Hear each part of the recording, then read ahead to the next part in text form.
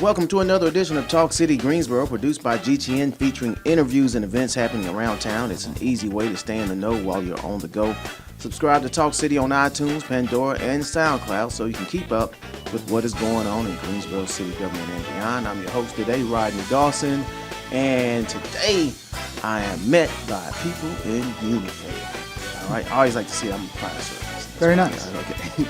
But if you watched the latest episode of FYI Weekly, you would have seen our next guest sharing information and educating the viewers on the hazards to look out for, plus the safety tips during the Thanksgiving holiday. Now with Christmas and New Year's approaching, I asked Matthew Groseclose, the Fire and Safety Educator for the Greensboro Fire Department, to join us on Talk City Greensboro today. Thank you for joining us, Matthew. Thanks for having me. All right. And, people get tired of me asking, but I'm going to try to do it anyway. I'm going to squeeze it in as often as I can. All right, you've been doing this for how long?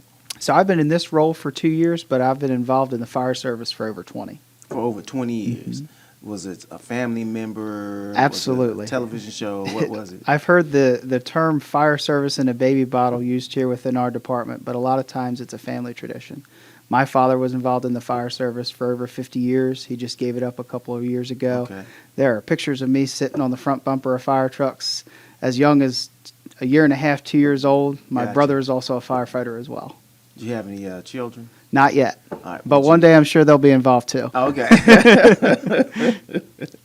Okay, now quickly or briefly, I should say, tell us about, you're the Fire and Safety Educator. Mm-hmm. What does that role entail?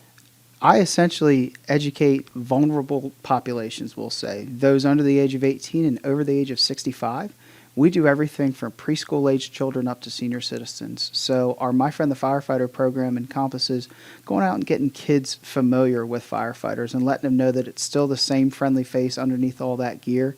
Because once a firefighter puts all their turnout gear on, the only thing you can see are their eyes. Familiarizing those young children. And then we teach a 5th grade fire safety class that goes a little more in depth about smoke alarms, cooking safety, having a meeting place.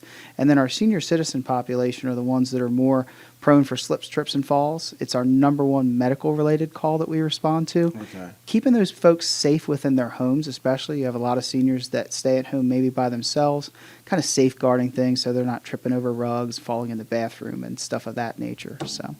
Let me ask you this. I don't know if it might be too soon. This may not be prepared. I'm asking an unprepared question here. As it relates to incidents that you have throughout the year, and then you have the holiday season coming up. So we just passed, immediate past was Thanksgiving. Mm-hmm. Are there any numbers that you've seen thus far as a decline or an uptick? Or well, this time of year is when we're going to start seeing, unfortunately, more fires related to candles and Christmas trees. Cooking is our number one cause of fires throughout the year. There's actually a 400% increase on Thanksgiving Day in cooking-related fires because people are cooking bigger meals than they're used to. That goes over into Christmas as well because you're having family over. You might get more distracted than usual. So cooking's always that number one thing, but candle fires spike a lot as we get closer to the holidays. People going to sleep? Well, people leaving them burning as they leave the room, leaving them too close to something else that might catch fire if they put them on the kitchen table and they leave paper towels or something like that around there. And then, of course, people have to water those Christmas trees if they get a live one. Just went and helped pick one up with some family members the other day. The first thing we did when we put it in the stand was gave it about a gallon of water to drink. I say to drink because that Christmas tree, especially when it's fresh cut, if it's getting dry, is going to absorb about a gallon of water per day. They have to water them. So, any data from Thanksgiving 2025? I haven't looked anything up yet. No. Are we scared to look at it? Actually, I talked to a couple of chiefs this morning, and I heard them say that Thursday and Friday were a little quieter than they felt like years past were. Okay. So maybe we're doing a good job, but I'm not going to jinx us as we go into the new year. All right, I'll move on. Now, how's the department as it relates to its forward-facing programming? For those that may want to know a little bit more outside of an FY episode or Talk City Greensboro, what offerings do you have for those residents? Yeah, and we're certainly going to share information here on the screen as far as the different programs that we do. I mentioned a moment ago our 5th grade program. I would say that is our keystone marquee type type deal that we go out and really try to focus on. We'll try to teach that to every single school within the city that has fifth graders. We teach over 3,000 students per year. We actually just did one this morning at Pierce Elementary for over 100 students. Every student gets their very own fire safety book to take home with them. It's about an hour-long program where we send the kids home with a prize at the end. They take that book home, and the goal is for them to share the information with their parents. A lot of adults don't know that smoke alarms expire, much less children. And what we do is we ask the children to teach their parents. We say, who likes to go home and tell their parents, something that they don't know? Well, Okay. we're Yeah, teaching nice. them something that chances are most adults aren't aware of, that they have to check the date on the back of their smoke alarm. And we're very fortunate here in the city of Greensboro. We have a smoke alarm replacement program. I grew up in Pennsylvania, and that's not something that we had. If we had a couple of smoke alarms on the truck that we could hand to somebody, great, if they were donated. Here, our city council, our fire department leadership, and thankfully for the taxpayers, we provide smoke alarms for homeowners here in the city. That way, we make sure that every resident is protected. I would say 80% of the folks that call us are senior citizens that would have trouble getting up on the ladder themselves. Right. We don't Risk want them to fall. We send a fire truck out to help them. Now, if a person is a renter, there's actually some legislation here in the general statutes for the state of North Carolina. Their landlord's responsible for providing them with a smoke alarm. And a lot of folks may not know that, and they think, well, I have to go get it myself. No, if you are paying rent to someone, they're making a profit off of you being their tenant. Right. They're responsible for providing a working smoke alarm, and we want to make sure that every single person has one. They should have one on every level of their home, and ideally one in every single bedroom. So when we go out, if we have a 1,200 square foot single story home, we'll put 2 alarms up for free for anybody that's a homeowner. Now, on the website, does it show or indicate where smoke alarms should be? I saw different guidelines for different years, stating that at one point it had to be outside of the bedroom, then you're aiming for it inside of every bedroom. So any new home that's built nowadays is required to have one in every single bedroom. Older homes may just have one out in the hallway and say in the living room or something of that nature. So any new home built after the year 1999 has one in their bedroom and in their hallway, and at least one on every floor. Now, the biggest thing with those is they're interconnected, so we can help guide the folks through them. They're wonderful systems because if you have a fire in another part of your house, every single smoke alarm goes off. Is it annoying when an alarm goes bad? Yes, but think of it this way. If a person is sleeping in their bedroom with their door closed, they have a 2-story home, and a fire starts in their living room, they're probably not going to know it because they may not hear that first alarm go off. But the smoke alarm in the first floor senses it, and they all go off. And I mentioned sleeping with bedroom doors closed. That's another huge thing, a point that we try to drive home with everybody, is if there's a fire in your home and the doors are open, the fire is going to continue to spread. The smoke's going to get into other areas of the home. We say close before you doze. Especially people with pets, they may say, well, my pet wants to go in and out. Well, your pet can choose whether they want to be in the room or they want to be out on their dog bed or somewhere else in the house, because your safety is more important having those doors closed. Okay. And how do people know about the smoke alarm request? So they can either go to Excuse me. gfdnc.com, which will redirect them to the fire department website, and they can fill out a request form. We typically go through them first thing in the morning, and we'll call folks back, send a fire truck out to them, or they can call us if they choose to not use a computer or don't use email. They can call us at 336-373-2576. And if you take a look on the touch-tone phone, those last 4 digits actually stand for ALRM for the alarm line. So 336-373-2576. We check that alarm line a couple times a day. Typically try to send the fire trucks out to help residents in the morning. And I'm going to go take a step back for just a second. We do like for our audience to share the broadcast as often as possible. And I'm thinking some teachers that may or may not, this is a pretty well-established program, but the fifth grade classroom, fifth grade education class, is how will a teacher go about? So first off, it's amazing how quickly administrators and teachers leave and go to other schools, get promoted and everything else.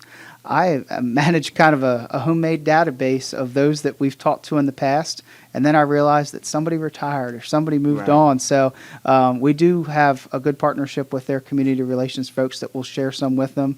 But I'll share that QR code and everything with you. We want to Okay. make sure that every student here in the city is able to see that program this year. So far, out of, I believe we have about 45 to 50 schools within the city. We have 16 of them scheduled. We'll be teaching that. We just started teaching the class last month, and we will be teaching it through spring break. So we've got about another 4 months to go. People would just go online to that link. It links to my calendar. So that they can see when myself and my captain, Captain Chris, are available, and it just automatically populates on our calendar. We see all their information. They tell us, we'd like you to teach in our media center. We have 80 kids, and it gives them a block of time that they can look at. So if somebody picks 10 a.m., we'll be there on Gotcha. time and get them taken care of. I've actually used you before when I taught. Used your service before. Very when I nice. taught, Awesome. right? Thank you. Okay. All right. So, and we talked about individuals, and let me get this quick question in, and I'll maybe ask two more, get Okay. you out of here. Outside meeting places, how are we helping the families? So that's a big thing is a lot of times people say, well, I'm going to exit my home. The next question is, well, where do you go? People say, I'll run to my neighbors. I'll go across the street. I'll go to the backyard. I've got a tree house or a trampoline back there. And I say, well, don't go to the backyard. We need folks to go somewhere where we can see them when the fire truck arrives. And it needs to be somewhere that everybody knows. The family should be practicing their home exit drills. And I'm not telling them that they got to go out there at 2 o'clock in the morning in the middle of the winter, but as long as everybody knows that common meeting place out front, it makes our firefighters' jobs 10 times easier if you have a family of 4 living in a house and all 4 of them are standing out in the front yard when they arrive. And you know it. And you know that they're safe because our first job is to protect lives. Our second job is to protect property. If we know that there's still a child missing, the first thing those crews are going to do is go in and search for them. But if they say, hey, we know the fire was in the kitchen, everybody's outside, they'll go to that kitchen, they'll extinguish the fire.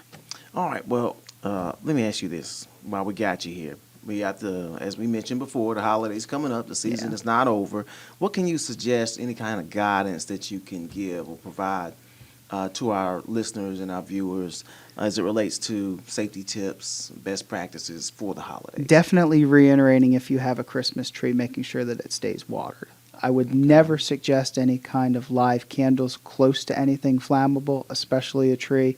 A safe alternative would be utilizing electric candles that simply plug into the wall. You put them on the windowsill if you want to light something up of that nature. But once you get that live Christmas tree, keep it lit. Candles, make sure that they stay at least a foot or more away from anything that could catch fire. Obviously, now we're through Thanksgiving, but if anybody does choose to use any kind of a turkey fire or anything, keep it away from the house, at least 10 feet away, out in the driveway. Make sure that it's not, the oil levels on it are proper.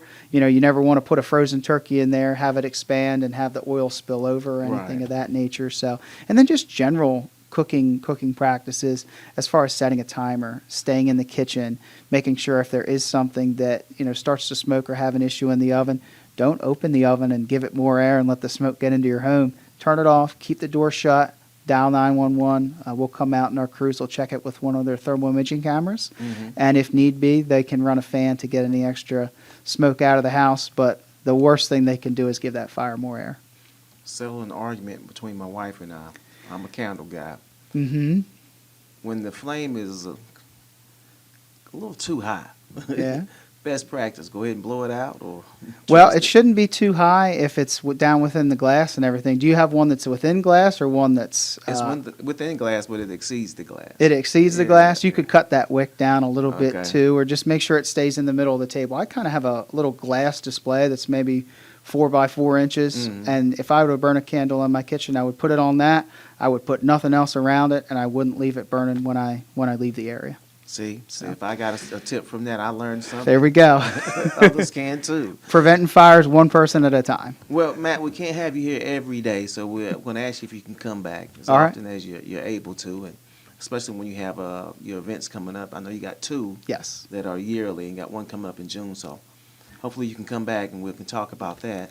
But between that, how can we stay abreast of what the fire department, the Greensboro Fire Department, is doing? Folks can take a look at our social media pages. We're on Instagram, we're on Facebook. A lot of what we do, we partner with other organizations. Obviously, we have to keep our fire trucks in service. They have a lot of training that they do, so oftentimes we'll get requested to, we just did a lot of trunk or treats back in October.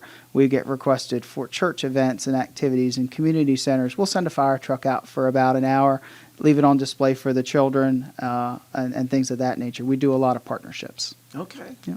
Well, good to know, and thank you for taking some time out of your day to join us here on Talk City Greensboro. We appreciate you. Thank you.